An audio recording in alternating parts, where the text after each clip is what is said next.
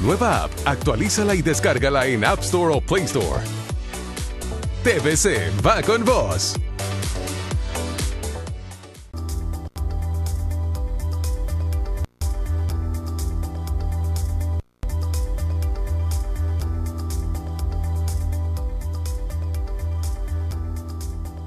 Muy buenas, bienvenidos al banquillo. Gracias por estar con nosotros en estas entregas a través de TV.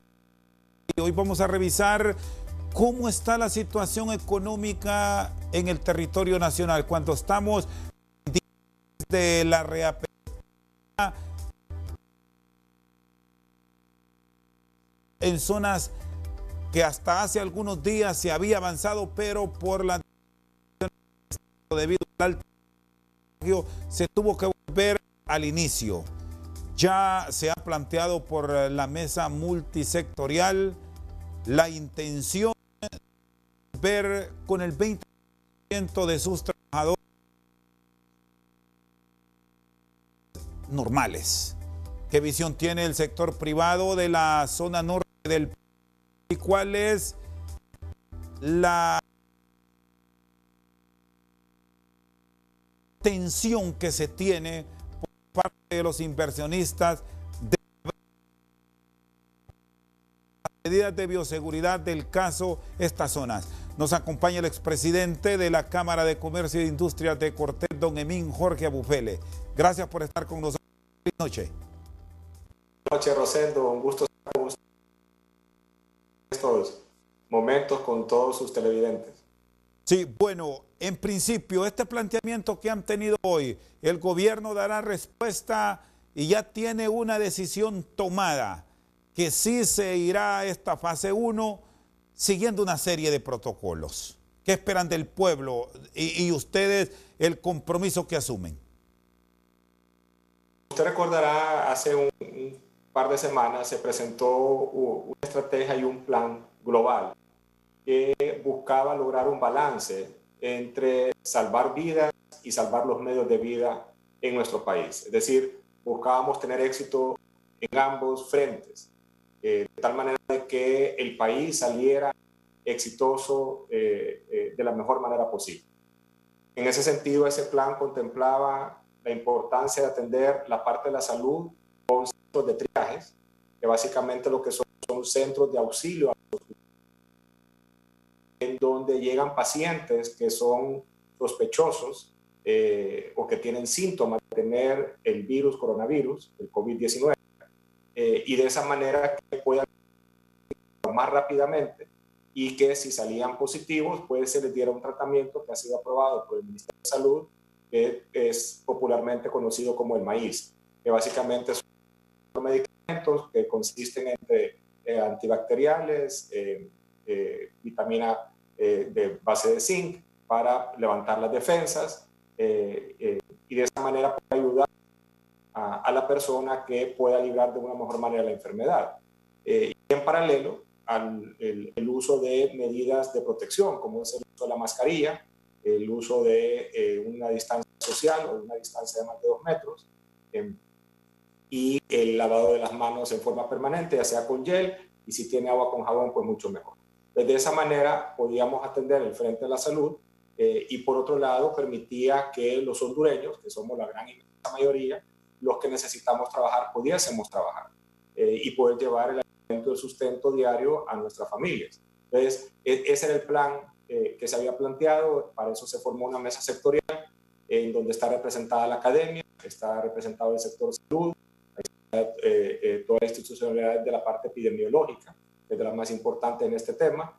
Está obviamente el sector privado, ahí está la sociedad civil, y llegar a consensos. Y de esa manera estos consensos transmitirlos al SINAGER para que el SINAGER lo estudie, lo analice en base a los datos que nosotros preparamos y tome la mejor decisión que convenga a la población hondureña. Eso es lo que esperamos que va a ocurrir hoy. Estamos a la espera que a Consejo de Ministros y que también obviamente el SINAGER, y de esa manera ya anunciarle al pueblo hondureño que ya mañana en una segunda etapa incrementar el horario, que sea hasta las 8 de la noche, de tal manera que la gente pueda ir a trabajar y una vez que salga de su trabajo, pues poder ir al supermercado a comprar sus alimentos y eventualmente ya también llevarlo al fin de semana para poder activar de una manera mucho más importante todo lo que es el comercio. Bueno, revisando, don Emín, el planteamiento que ustedes tienen, van también con una solicitud para permitir actividad económica los sábados y ver la posibilidad de que se registre también actividad el domingo, sobre todo para abrir espacios a ciudadanos que a pesar de la pandemia han mantenido actividad laboral normal de lunes a día viernes. Y podemos citar el caso de comunicadores sociales y de todo ese personal que ha estado en primera línea y algunos otros que por la naturaleza de su trabajo se han mantenido con un desarrollo normal de sus actividades. Claro, recordemos de que el país en todo lo que son los aspectos básicos se ha mantenido trabajando. Lo que es el campo, por ejemplo, eso no ha parado, necesitamos producir los alimentos. Todo lo que es el sector de la agroindustria, el sector de energía, telecomunicaciones, medios de comunicación propiamente. Entonces, el sector de la salud, el más importante de todos. Entonces, esos sectores han estado trabajando. Lo importante es permitir que los restos de los sectores también trabajen. Particularmente el comercio. El comercio ha estado extremadamente golpeado y necesitamos de que ya ellos se reinserten en la actividad económica para poder minimizar el impacto que ha tenido en nuestro país este virus. Y por eso le decía, es buscar mantener ese balance entre salvar las vidas y salvar los medios de vida. Creemos que incrementar el horario hasta las 8 de la noche, la circulación, no va a tener ningún impacto desde el punto de vista epidemiológico. Lo que estamos diciendo es permitamos que la gente vaya a trabajar, normalmente trabajan hasta las 5 de la tarde, en eso que puedan pasar por el supermercado y llegar a su casa. Es algo que hoy no pueden hacer. Entonces sí necesitamos de que ellos puedan ya tomar esas actividades nuevamente, igual lo que es el fin de semana, no solo el sábado, sino que también el domingo. Lo que estamos buscando es que el comercio también se mantenga activo. Una persona que está trabajando no puede ir a hacer sus compras al comercio. Entonces la idea es que se incorpore también el fin de semana. Al final, Rosendo, recordemos de que el sector privado, por naturaleza misma, tiene que cuidar a sus colaboradores. Son el activo más preciado que tiene una empresa. Y en ese sentido se les da la protección, se les da el entrenamiento de cómo mantener las medidas de bioseguridad, como el uso de mascarilla, el gel y el distanciamiento. Y de esa manera poder volver a esta nueva normalidad. Si las personas no están en una empresa, no pueden recibir adecuadamente las capacitaciones ni tampoco pueden recibir los materiales de bioseguridad. Además, algo que es muy, muy importante, el centro de triajes. La mayoría de los que estamos en el sector de alimentos, desde un principio montamos esos triajes para poder detectar rápidamente a aquel colaborador que tuviera síntomas. Te recuerda, al principio era un tema de quién tenía temperatura. Entonces todos compramos termómetros digitales para poder identificar rápidamente una persona que tuviera fiebre y de esa manera aislarla, mandarla a su casa y darle medicamentos. Ya después fuimos aprendiendo de que había otras formas de detectar, como la tos seca, que perdían el gusto en el paladar, y de esa manera poder proteger al resto de la población, pero más importante aún, detectar la infección en una etapa temprana y de esa manera que el impacto sobre la persona fuera mucho menos severo que lo que hubiese sido si lo detecta mucho más tarde. Sí. Entonces, esa es la importancia de la entrada del sector privado. Y parte de los acuerdos que se llegó hace 2 meses fue que los que teníamos más de 100 empleados en forma permanente,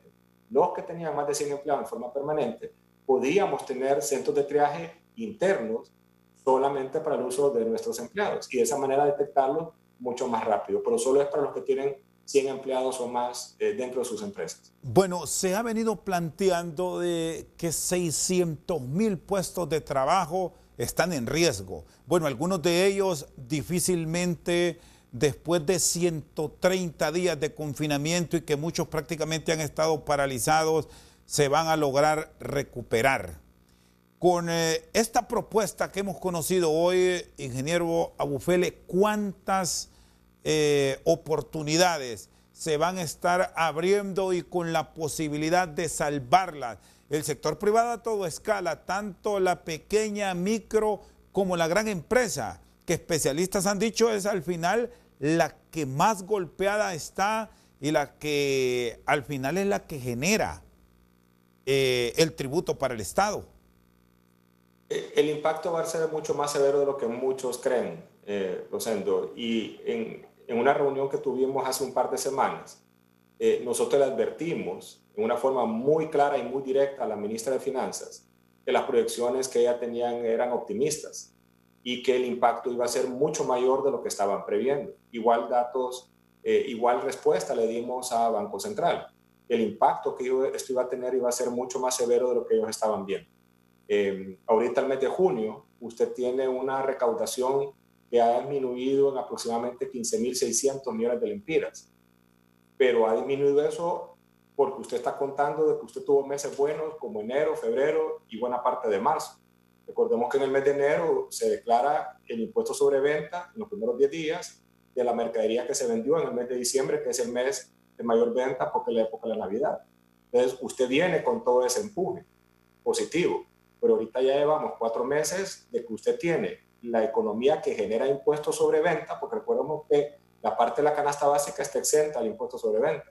Entonces, todos los que pagan impuestos sobre venta, que es lo que no es la canasta básica, ha estado básicamente paralizada. Entonces, el impacto que esto puede tener en la recaudación es mucho mayor de lo que hoy estamos viendo.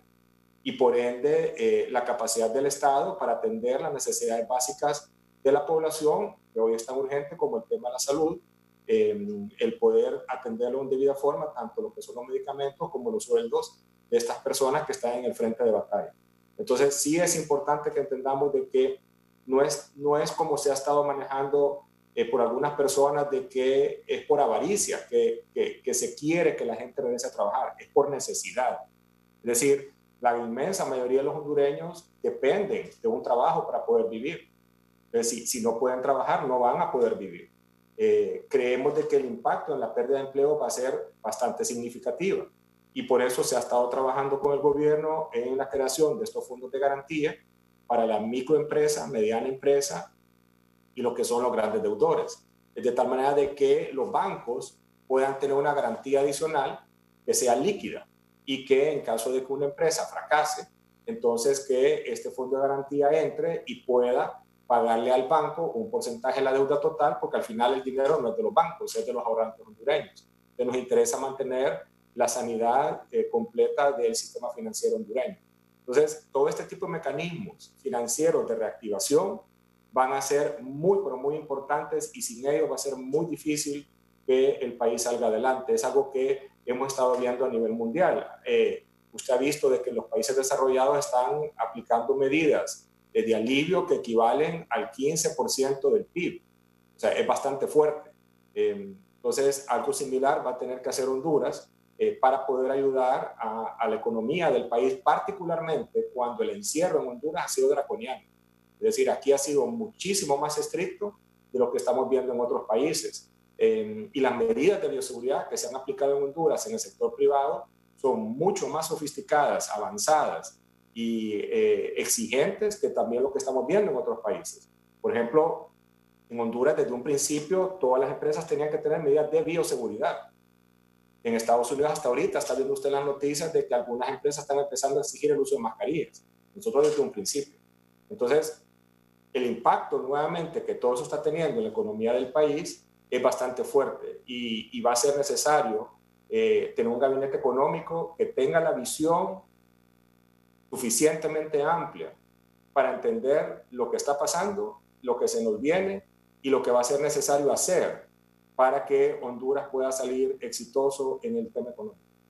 Está con nosotros esta noche al banquillo el expresidente de la Cámara de Comercio e Industrias de Cortés, Emín Jorge Abufele. Una pausa, ya regresamos.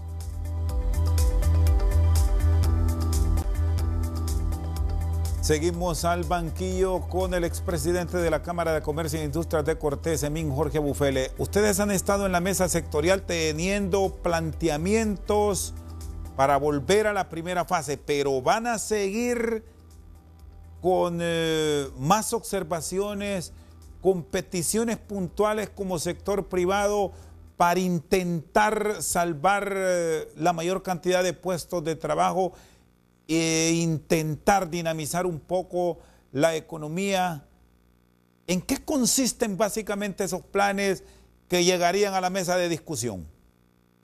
Definitivamente sí. Dentro de la mesa se ha creado un comité para lo que es la reactivación económica. Ahí están varios integrantes del sector privado y muchas de las propuestas van a estar orientadas a salvar las empresas, particularmente la pequeña y la microempresa, de tal manera de que podamos salvar esos cientos de miles de puestos de trabajo. Mucho de eso va a tener que ver con garantías líquidas para poder obtener financiamientos reales, con periodos de gracia suficientes que le permitan a estos negocios poder arrancar.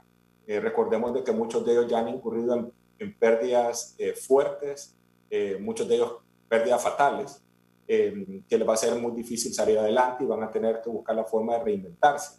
Y para eso van a necesitar apoyo financiero real, es decir, no solo de discurso, sino que real, que llegue al microempresario, de tal manera de que puedan ellos sacar adelante sus negocios. Esa parte va a ser muy importante, el consumir lo que el país produce, no estar enfocado tanto en la parte de la importación, sino que en lo que el país fabrica, de tal manera de que el fabricante local pueda también salir adelante ante esta situación. Por ejemplo, en Estados Unidos tuvo un programa muy exitoso en donde usted recibió un financiamiento y la condición es que usted no despidiera a nadie de aquí a diciembre. Y si usted no despedía a nadie de aquí a diciembre y no podía pagar ese financiamiento, se lo condona el Estado. Entonces sí es importante tener medidas creativas que le permitan a estas empresas poder sostener los empleos una vez que se abran. Y recordemos algo, Rosendo, de que mucha gente cree que el comercio una vez que abra automáticamente va a volver al nivel de ventas de antes. Eso no es así. Que tiene un consumidor de que ha estado también golpeado por el tema económico, que ha estado usando sus ahorros, ha estado usando su tarjeta de crédito. Entonces, va a tener que crearle mecanismos suficientemente robustos para que estos consumidores puedan volver a realizar sus actividades comerciales, por así decirlo. En Chile hemos tenido muy buenos ejemplos de fondos de garantía para capital de trabajo específicamente, que han dado muy buenos resultados. Y así tenemos ejemplos en diferentes países, se pueden traer las mejores prácticas, adaptarlo a la realidad de Honduras y lanzarlos. Pero sí va a ser necesario la participación muy activa de parte del Estado. No como un regalo, sino que como metiéndole el hombro para que pueda levantar ese negocio nuevamente. Y ustedes han visto que ahora que se volvió a dialogar, que están escuchando sus planteamientos, hay esa voluntad del gobierno para entrar a revisar estos programas, porque recordemos que al inicio de la pandemia, en el mes de abril, nos ubicamos cuando el Congreso comenzó a tener estos ejercicios de reuniones virtuales, aprobó un paquete de medidas en las cuales el sector privado demandó, como usted señala, no regalos, sino consideraciones puntuales, como las han experimentado países de América del Sur, el ejemplo de Chile, que ya lo expuso, de Colombia, e incluso otras naciones de aquí de la región centroamericana, de extender los plazos de pago de los impuestos e incluso generar alivios para quienes con gran esfuerzo dentro del sector privado mantuviesen esos puestos de trabajo. ¿Volverán con este tipo de propuestas que se revisen en aras de salvar empleos, bajo el concepto que si salvamos un empleo estamos salvando vidas? Sí, así es. Este es un tema que va a tener que atenderse si lo que queremos es paz social. No tiene otra alternativa. Honduras, afortunadamente, en los últimos 6-7 años ha entrado en un proceso de fortalecimiento macroeconómico. Nuestras finanzas están bastante sólidas. Y esa disciplina que los hondureños hemos tenido durante estos últimos años y ese enorme sacrificio que todo el país ha hecho es para poder atender emergencias como las que estamos viviendo ahorita. Es decir, esa inflación baja que tenemos, esas reservas internacionales históricamente altas que tenemos, el tener un déficit fiscal tan bajo como lo que se había logrado en los últimos años, ahora tiene que servir para retribuir y ayudar al hondureño a que se levante. Es decir, porque si no, no tiene sentido. Es decir, el propósito de tener un Estado fuerte financieramente hablando es que esas finanzas sanas puedan ser catalizadores de una actividad económica cuando usted viene pasando por una pandemia que es histórica de los últimos 100 años. Entonces, definitivamente es algo donde el gobierno va a tener que trabajar de la mano con el sector privado si lo que quieren es mantener la paz social. No veo yo otra manera de lograrlo. Y advierte que hay un espacio para un sacrificio de toda la hondureñidad, que así como se les pide al sector inversionista, a la micro, a la pequeña y a la gran empresa que hagan sus esfuerzos, se presente también desde el Estado el que se esté hablando que el Congreso Nacional en los próximos días conocerá de una nueva propuesta del Ejecutivo para revisar la situación económica del Estado, en donde hablan incluso hasta de revisar salarios y ver posibles suspensiones. ¿Es una ruta adecuada esta? ¿Cómo la observa el sector empresarial del Valle de Sula? Un microempresario que no ha estado facturando por todos estos 4 meses, lo primero que va a necesitar va a ser capital de trabajo. Eso es lo primero que va a necesitar. De tal manera de que él pueda volver a contratar personas, él pueda volver a contratar o comprar lo que él necesita para poder operar, y eso lo va a lograr con financiamiento. Pero un negocio no es sujeto de financiamiento si no tiene flujos de efectivo. Y aquí es donde entran las garantías del Estado. De tal manera de que ante la ausencia de un flujo de efectivo, ante la ausencia de una facturación, de una venta, de un ingreso, entonces que el Estado entre para ser un garante ante la banca de que ese negocio va a funcionar, y si no funciona, parte de la deuda la paga el Estado. Ese tipo de instrumentos que funcionen de una manera efectiva van a ser esenciales. Y le doy un ejemplo: Agrocrédito 8.7, un programa extraordinario, muy exitoso, que está permitiendo que este año tengamos una siembra y cosecha realmente significativa. Claro que el clima, las lluvias han ayudado, pero si no hubiera habido financiamiento, usted no logra sembrar la cantidad de frijol, maíz, arroz que se está sembrando en Honduras. Eso fue gracias a Agrocrédito 8.7, un programa muy bien diseñado y que ha llegado al productor. Lo mismo vamos a tener que hacer para el comercio, lo mismo vamos a tener que hacer para la industria, y muy importante, Renato, para el sector turismo. Imagínese usted un hotel 4 meses, 5 meses, puede ser que llegue a 8 meses sin operar. Un restaurante, lo mismo, sin poder recibir a los comensales en el salón de servicio. Entonces, usted va a tener que crearle programas específicos a ellos que le permitan poder salir adelante con sus negocios. De otra manera no lo va a poder hacer. Y reitero, el tema de las garantías para poder darle flujo de efectivo a las empresas va a ser importante, y no de corto plazo necesariamente. Usted va a tener que dar financiamientos de muy largo plazo que le permita a la empresa capitalizarse. Bueno, ya que me tocó y entramos a este tema, ustedes que han estado ligados a la industria de los alimentos, ¿vamos a tener esa capacidad para el abastecimiento en el mercado nacional? Al menos eso, porque si nos quedamos con la esperanza, para los que pueden, desde luego, porque estamos pasando por una crisis, que mercados de la región y hasta el gran mercado estadounidense, que también pasa crisis, nos vaya a abastecer, podremos entrar en otra crisis de falta de comida. ¿Cuál es el análisis que han hecho de lo que está pasando con la agroproducción de Honduras durante esta pandemia, don Emín? Uno de los planteamientos que hemos estado conversando con el gobierno y que es de suma importancia es de que la agroindustria tenga al máximo sus inventarios, tanto de materia prima como los demás elementos que intervienen en el proceso productivo. Es decir, una empresa que almacena sus productos en silos tiene que tenerlos a capacidad. Nosotros no podemos estar expectativos de que si viene una segunda ola de cuarentena a nivel mundial, entonces no podemos correr ese tipo de riesgos. Es importante entonces que las empresas tengan a plena capacidad sus silos y de esa manera garantizar los alimentos a la población hondureña. Claro, siempre previendo de que vienen cosechas que, como explicaba antes, van a ser récord y garantizar la compra a todos y cada uno de los productores.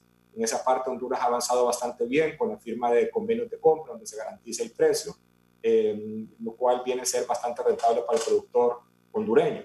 Entonces, ese es uno de los aspectos, Rosendo, que usted ha tocado hoy, que es sumamente crítico. El que todo lo que es el sector agroindustrial tenga al máximo sus reservas de alimentos para poder atender en debida forma a la población hondureña con precios altamente competitivos. Y siente que los vamos a tener, que el productor del campo ha estado con esa enorme dedicación durante estos que ya más de 4 meses, que tendremos la producción adecuada de frijoles, que no hemos tenido dificultades, debemos decir, sí en el maíz por el tema de la agroindustria, arroz, productos no tradicionales que eran un mercado en evolución en Honduras para Estados Unidos y algunos países de la región. La producción va a ser bastante alta, tanto en frijol como en maíz se espera que va a ser récord. Y eso es bastante bueno porque lleva usted riqueza al campo. Y eso nos tiene bastante contentos y en buena medida tiene que ver y está relacionado con el programa de agrocrédito 8.7. Sin embargo, mientras llegan las cosechas, tenemos que asegurarnos, como expliqué anteriormente, de que las empresas tengan a plena capacidad sus inventarios para poder garantizar el abastecimiento a todo el pueblo hondureño. Parte de haber avanzado de alguna manera en mantener tranquilidad en la población con esta cuarentena ha sido el esfuerzo que ha hecho la Secretaría de Desarrollo Económico con lo que es la Bolsa Solidaria, en la cual ha sido producida íntegramente por la industria y la hondureña, tanto en la parte agroindustrial como en la parte farmacéutica, con la producción de gel. Entonces, todo ese gran esfuerzo tiene que continuar. Y de alguna manera nosotros tenemos que garantizar entonces que la industria pueda seguir ofreciendo sus productos a precios competitivos al mercado hondureño mientras viene la cosecha. Una vez que ya viene la cosecha, usted ya tiene bastante avanzado lo que es el año 2020. Está con nosotros al banquillo el empresario del Valle de Sula, Emín Jorge Abufele. Vamos a una pausa y ya regresamos.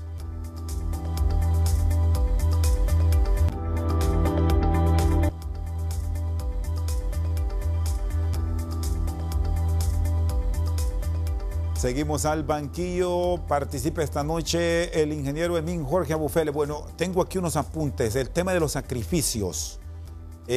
Países de la región han revisado altos salarios, hablando directamente de lo que pasa en el Poder Ejecutivo.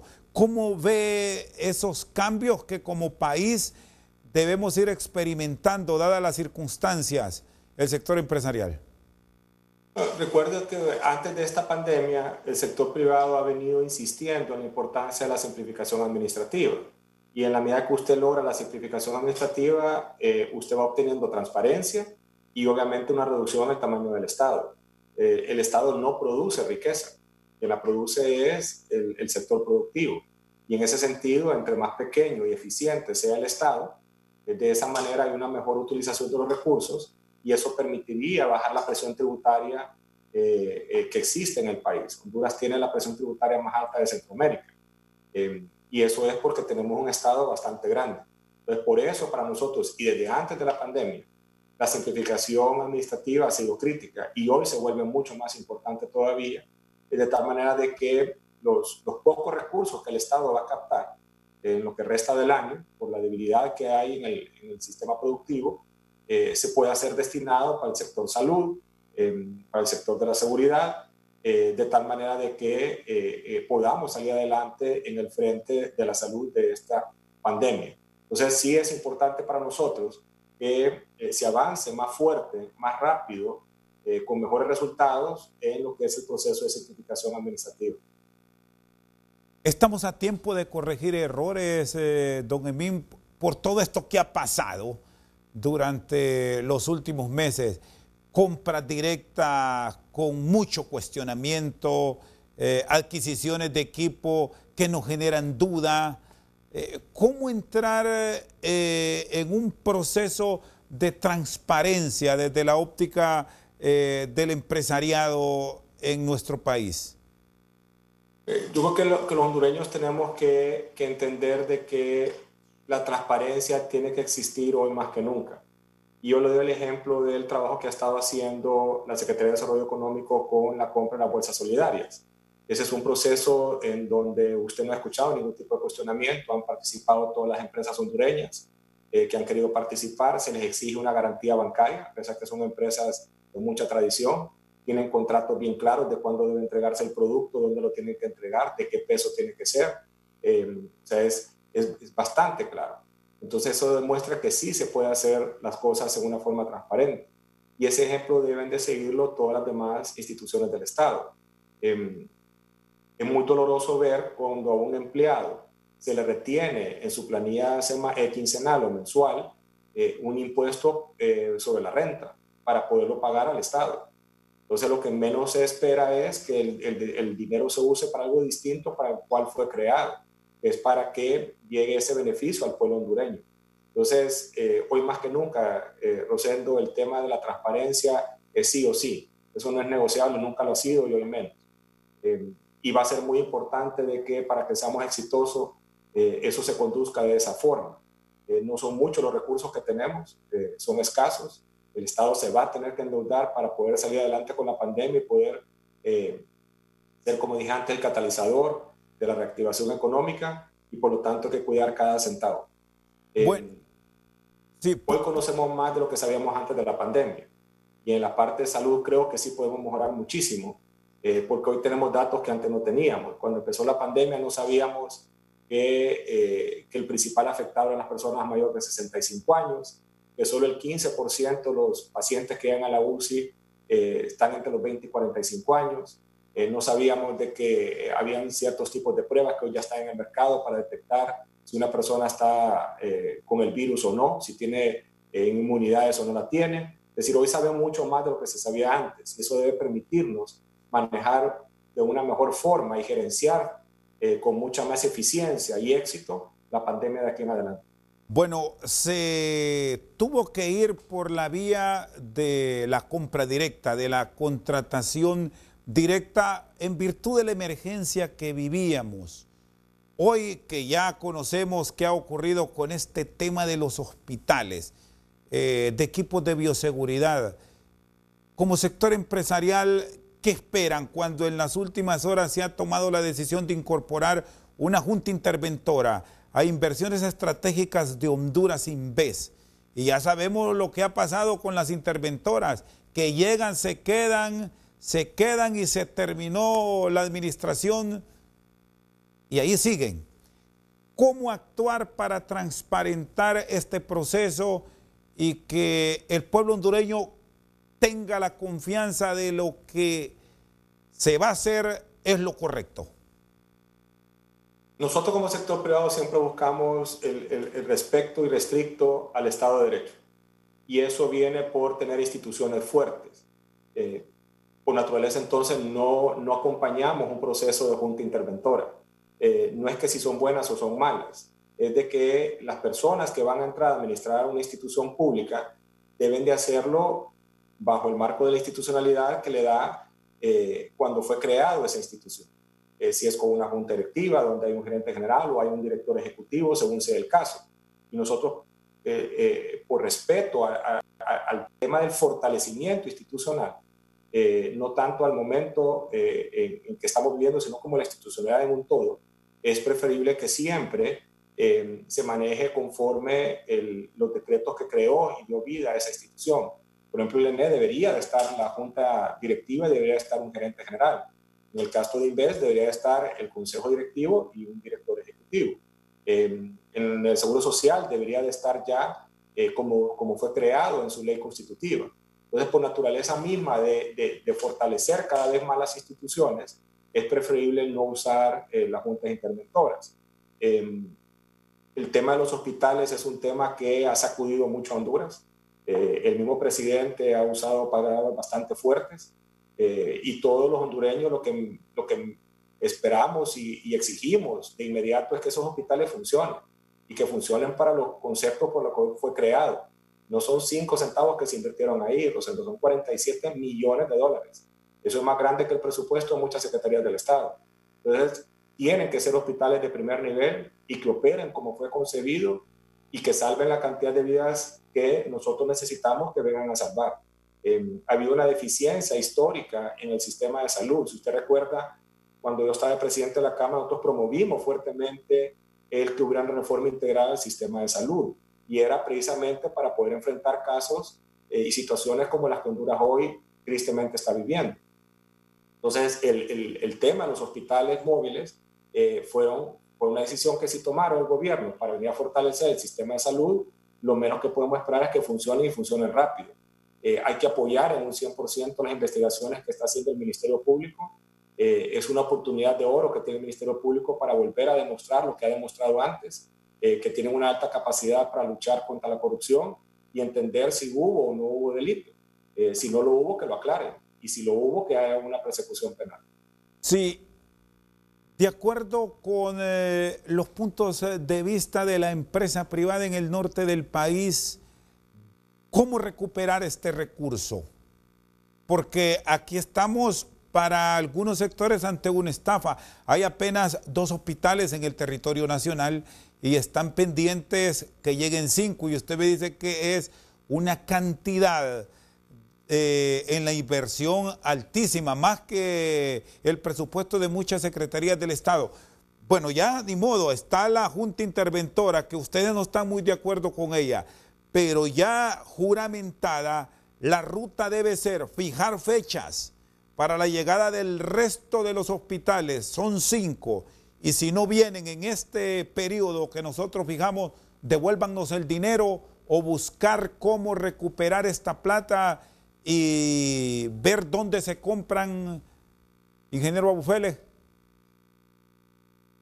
Las personas en sí que integran la Junta Interventora son gente muy capaz. El general Leva, todos lo conocemos a él muy bien, un hombre muy honesto, muy preparado, fue gerente general del Instituto de Previsión Militar, lo dirigió con bastante éxito. Tenemos al ingeniero Boquín, que representa una de las gremiales más importantes de nuestro país en el sector de construcción. Y son personas honestas que a lo largo de su trayectoria han demostrado que son capaces de hacer que las cosas ocurran para beneficio de toda la población en este caso. Y sí tenemos la confianza de que entre las dificultades que sabemos que ellos están encontrando, van a poder sacar adelante este proceso. Y reitero, lo que los hondureños más deseamos es que esos hospitales se instalen y que funcionen como fue concebido. De la misma manera, ellos como Junta Interventora y con apoyo del Ministerio Público y los demás entes contralores tendrán que determinar si hubo o no hubo actos de corrupción y violación a la ley. Y si lo hubo, pues se va a tener que ejercer la persecución penal. Porque sí es necesario que el pueblo hondureño tiene el derecho de saber y tiene el derecho de que se le retribuya de la manera correcta porque los hondureños están pagando puntualmente sus impuestos. Y es una grosería lo que ha pasado, que se esté retrasando ese proceso de ampliar la capacidad hospitalaria, en este caso específico, lo que son estos hospitales. Está con nosotros esta noche al banquillo el empresario Emín Jorge Abufele. Una pausa, ya regresamos.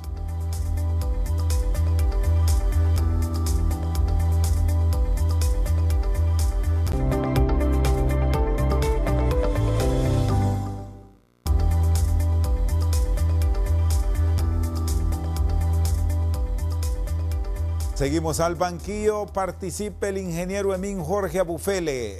Ya de abrir en las próximas horas, el Valle de Sula ha mantenido una actividad muy constante en la industria de la maquila, en la actividad de Puerto Cortés. Por cierto, ya han salido los primeros contenedores con el hospital móvil para San Pedro Sula.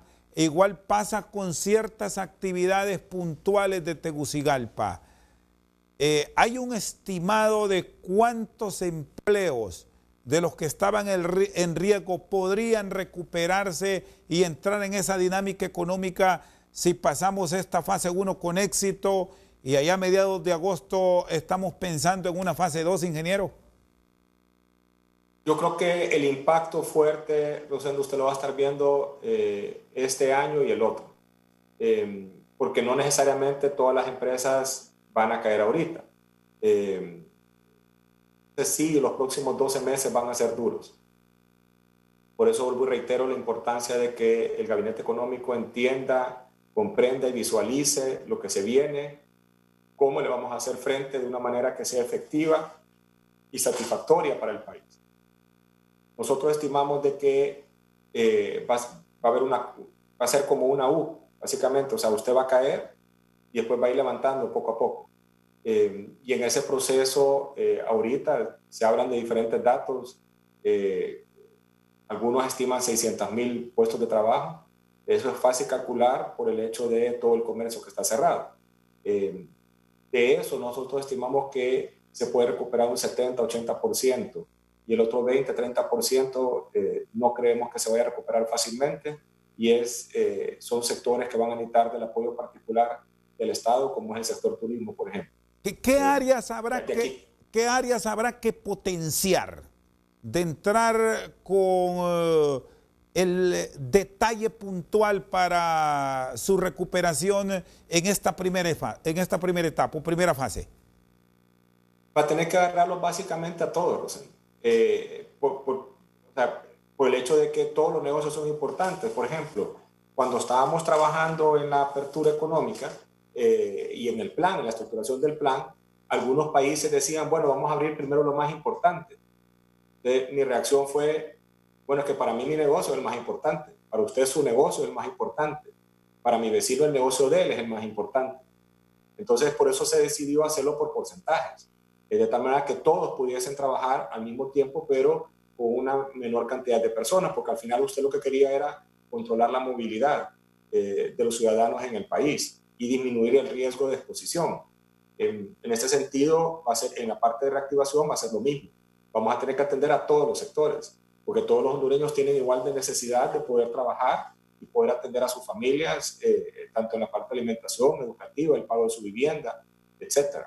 Entonces, sí la estrategia va a tener que ser totalmente amplia, de tal forma que usted cubra todos los sectores, desde un taller de carpintería, un taller de soldadura, una empresa de revestimiento de sillones o talabartería. Es decir, usted va a tener que atender todos los sectores del país, un salón de belleza, una peluquería, o sea, todos va a tener que usted apoyarlos y buscarle mecanismos de que puedan salir adelante. Bueno, revisando los golpes que ha sufrido la economía hondureña y que son más recientes de recordar, Huracán Mitch con un impacto que estuvo cerca del 3% en el Producto Interno Bruto. Luego la crisis 2008 con el tema económico de Estados Unidos y más la crisis del 2009 con la salida del expresidente Zelaya, estuvo en esos términos también, que es un 2.5%. Ahora, en 130 días, hoy rescataban unos financistas que el impacto que va proyectando es del 10%. Algo impresionante. ¿Cómo con estas cifras que dan frío se debe programar el gobierno y el sector inversionista para que en unidad rescaten las finanzas públicas, las finanzas privadas, ingeniero?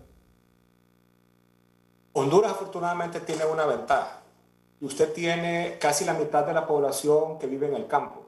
Y como todos sabemos, el campo nunca se paró, afortunadamente. La gente siguió trabajando, siguió sembrando.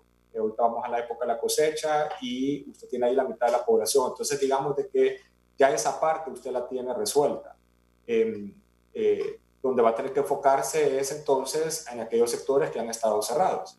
La economía, según los datos que nos ha dado el Banco Central, el índice mensual de actividad económica, lo que se llama el IMAE, el último dato que nos dieron es que ya estamos en -9, y eso es fuerte. Nosotros estábamos en 3, 3.6, 3.8 positivo, y ahorita estamos en -9. De hecho, de los 5 países con los que comparamos, que es Guatemala, El Salvador, Costa Rica, República Dominicana y Honduras, nosotros somos los que más se ha impactado económicamente. Eso a pesar de que usted tiene que a una buena parte de la población depende del sector del campo. Y aún así usted está teniendo ese impacto económico severo de -9. Y eso, vuelvo y repito, es porque la cuarentena aquí en Honduras ha sido draconiana. Y eso es algo que por eso ya tiene que acabar y permitirle al hondureño la libertad de cuidarse a sí mismo. En la medida de que nosotros permitimos de que la gente regrese a trabajar, es más fácil que le podamos ayudar a reincorporarse, pero sí, los datos que tenemos, los últimos datos del Banco Central, es que estamos en -9, un poquito más de -9. ¿Y qué cuidado? Y eso hay que revertirlo de inmediato. Sí, ¿y qué cuidado se debe tener a nivel de la gran ciudad, Tegucigalpa? San Pedro Sula es un poco menos, pero les cito el caso de la capital, donde hay una gran cantidad de empleomanía pública y consume recursos del Estado que va vía impuestos. ¿Qué hacer en ese caso frente a su mantención? Porque la ruta que hasta hace poco se ha trazado es el endeudamiento. Le reitero, qué cuidado tener ahí, porque esto puede ser catastrófico también. Sí, ahorita el Estado va a perder una fuerte cantidad de ingreso tributario. Tiene la economía semiparalizada. Es inevitable de que no va a haber el nivel de recaudación que se proyectaba para el año 2020, ni mucho menos lo que se ha recaudado en años anteriores. Eso está obligando al Estado a reformular su presupuesto. Evidentemente lo va a obligar a entrar en un proceso de endeudamiento. Ya se han desembolsado arriba de 370 millones de dólares, una buena parte de eso del Fondo Monetario. Se están gestionando una cantidad mucho mayor que esperamos que sea desembolsado en los próximos meses, y va a haber que estar muy fino y muy cuidadoso en el manejo de esos recursos. Y ante todo, la importancia de la parte de la transparencia, para asegurarnos de que se use en legal y debida forma, y poder de esa manera atender las necesidades que el pueblo hondureño va a tener. Sí creemos que la reformulación del presupuesto va a tener que ser bastante fuerte. Todas las empresas lo estamos haciendo. No hay ni una que no esté revisando, ya ha estado revisando sus presupuestos, de tal manera de poder sobrevivir la crisis económica que esta pandemia está provocando. Y no, el Estado no va a ser ninguna excepción. Van a tener que entrar en una reducción del aparato estatal, sí, indiscutiblemente. Es decir, el sector productivo no puede seguir sosteniendo al Estado como lo hacía antes. Y eso va a obligar a que el gobierno reformule su presupuesto, haga los recortes, que ya sabemos que lo han estado haciendo, que va a ser un proceso doloroso, pero no vemos otra forma en que el país pueda salir adelante. Al final, lo importante es que Honduras pueda salir exitosa de esta pandemia que era totalmente inesperada. En diciembre nadie hablaba de esto. Aquí lo que hablábamos era de cómo hacer de que los beneficios de la macroeconomía llegar a la bolsa del consumidor y a la bolsa del pueblo hondureño. Y ahora estamos volviendo casi que a menos de cero para volver a levantar el país. ¿Que se puede lograr? Sí, pero va a necesitar del compromiso y la disciplina y la creatividad de todos los hondureños. Le agradezco, don Emín, muy amable. Muchísimas gracias por invitarnos, Rosendo. Un gusto estar con usted. Esta noche, directamente desde San Pedro Sula, el expresidente de la Cámara de Comercio e Industria de Cortés, Emín Jorge Abufele, al banquillo. Por su sintonía, muchas gracias.